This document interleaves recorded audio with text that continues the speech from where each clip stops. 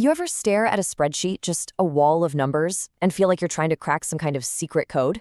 Well, you know what? You kinda are. Every single dataset has a story to tell, but you need the right tools to actually uncover it.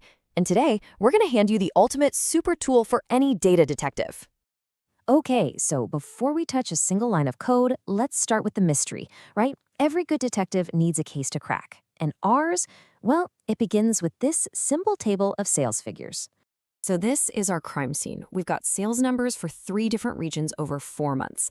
And right now, it's just a jumble of digits. I mean, we can see the numbers are going up, which is good, but what does it all really mean? Who's the hero here? Who's the underdog? It's pretty much impossible to tell just by looking at it. And that right there, that's the big question driving our whole investigation.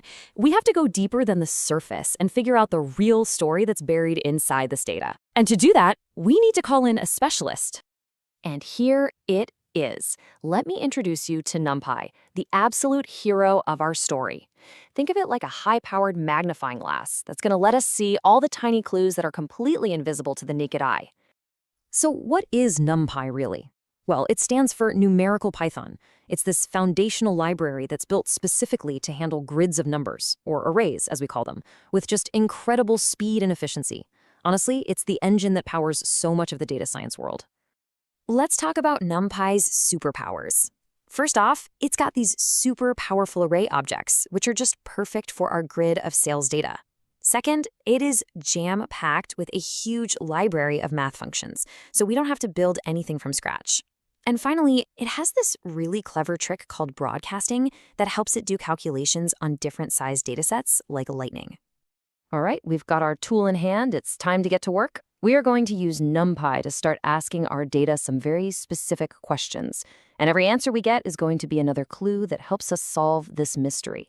So our first question is nice and simple. Who's the heavyweight champion?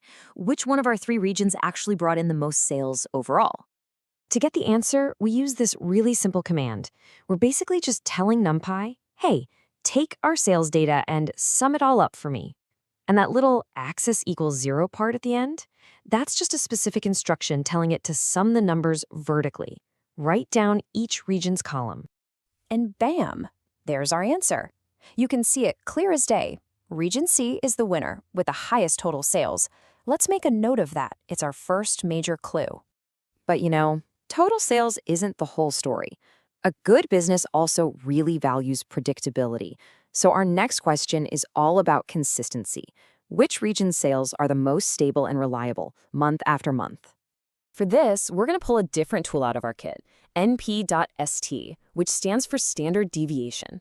Now, that might sound a little nerdy, but it's a super simple idea. It just measures how spread out the numbers are. A low number means the sales are consistent, while a high number means they're all over the place. And will you look at that? After running the numbers, it turns out Region C doesn't just have the highest sales, it also has the lowest standard deviation. This means its sales figures are the most predictable. It's our rock-solid performer, dependable and strong. That is another key clue uncovered. And now for our final and maybe the most exciting clue. I mean, being the biggest is great, but what about growth? Which region is the up-and-comer, the one showing the most improvement from start to finish? Because this could be where the future of the business really lies.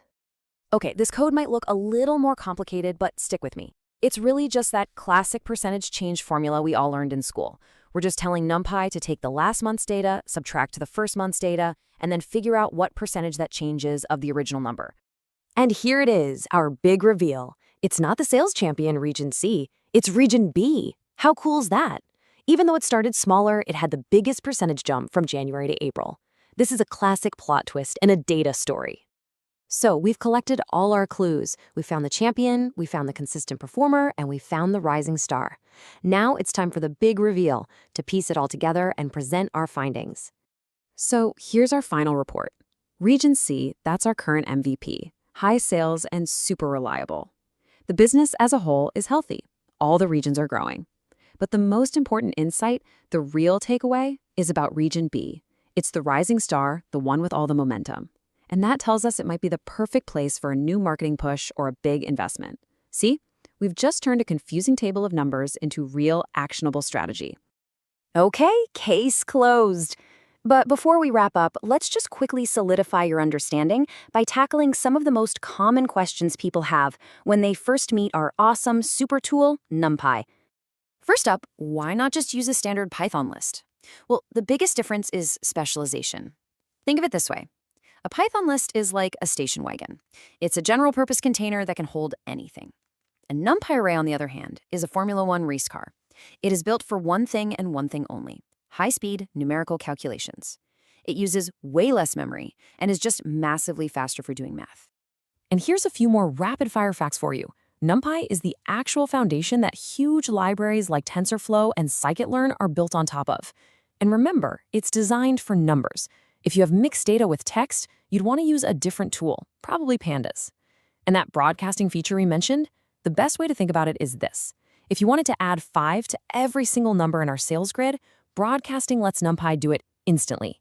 You don't have to write a slow manual loop. It just intelligently stretches that smaller number to match the bigger grid, which makes your code incredibly fast and efficient. So, today we've seen how just a few simple commands can turn a really bland set of numbers into a compelling story, one with heroes, plot twists, and a really clear conclusion. We use NumPy to crack the case of our sales data. So the only question left is, with this new tool in your hands, what story is just waiting